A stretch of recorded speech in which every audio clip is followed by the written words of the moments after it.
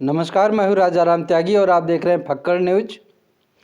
Most कल्याण संस्थान के संस्थापक शिक्षक श्यामलाल निषाद गुरुजी ने ये बताया कि बाबा साहब डॉक्टर अंबेडकर और वीरांगना फूलन देवी का फोटो हर घर में होना चाहिए। शिक्षक श्यामलाल निषाद गुरुजी ने ऐसा वक्तव्य क्यों दिया, ये जानने के लिए देखिए यह वीडियो।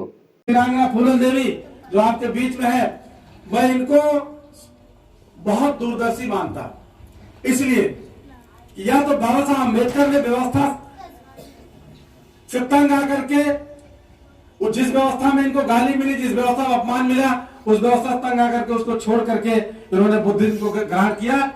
या तो वीरांगना फूलन देवी, कहते लोग पढ़ी लिखी नहीं थी, सही बात है, पढ़ी लिखी नहीं थी, लेकिन बहुत दूरदर्शिता थी इनके अंदर।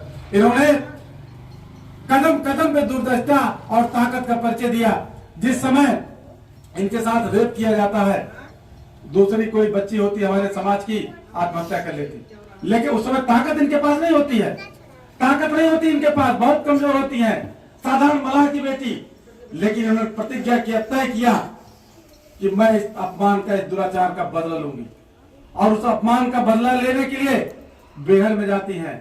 बेहल में मान सिंह यादव उनकी मदद करते हैं, मान सिंह यादव उनकी मदद करते हैं, और पीर बाबा मुस्तकीम उनकी मदद करते हैं, और उनको असलाह उपलब्ध कराया जाता है, ट्रेनिंग दी जाती है, और मान सिंह के साथ आकर के अपने जो जिनके ऊपर हुआ रहता है बदला लेती हैं, और बाएं दुराचारियों का वध करके ये सिद्ध करती हैं कि हम कमजोर नहीं हैं, हम बदला ले सकते हैं, हम मुकाबला कर सकते हैं। मतलब संघर्ष करने का जज्बा इन्होंने दिखाया हम लोगों को कि हम संघर्ष कर सकते हैं।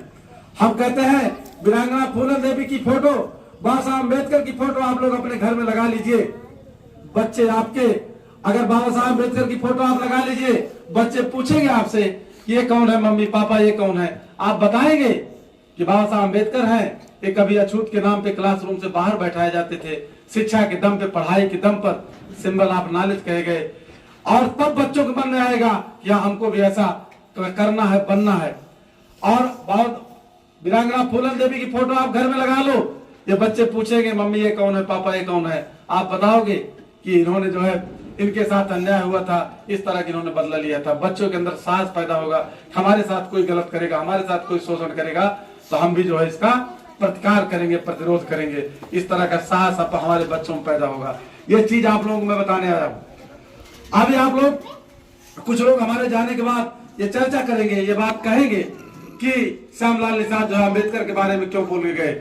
मैं आपको अपने आपके बाप के बारे में बताने आया हूँ, अध्ययन कर लीजिए। श्यामलाल निषाद ने पढ़ लिख करके, हमने बहुत सारी किताबें पढ़ करके देखा है कि बाबा साहब अम्बेडकर हमारे समाज के थे, हमारे जात बिरादरी थे, लेकिन हम लोग नहीं समझ पाए, जिसका परिणाम है कि हम सबसे पीछे चले गए हैं। और जो लोग इनको समझ रहे हैं वो उनको अपना रहे हैं, आगे बढ़ रहे हैं। ये अपील करने आया हूँ, निवेदन करने आया हूँ कि बाबा Saheb Ambedkar symbol of knowledge कहे गए हैं, इनको आप लोग, इनके माध्यम से जब आप लोग आगे बढ़ सकते हैं कि बात तो मन, हम किसी पार्टी को वोट देने के लिए नहीं कहने आए कि आप किसी पार्टी को वोट दीजिए, लेकिन बाबा साहब अम्बेडकर को आप लोग अपने घर में अपने जो है करेंगे तो निश्चित रूप से बच्चे पूछेंगे कौन है, और जब बच्चे पूछेंगे कौन है तो निश्चित है कि बच्चे उस पर अमल करेंगे, आगे बढ़ेंगे, और शिक्षा के क्षेत्र में आप लोग आगे जाएंगे।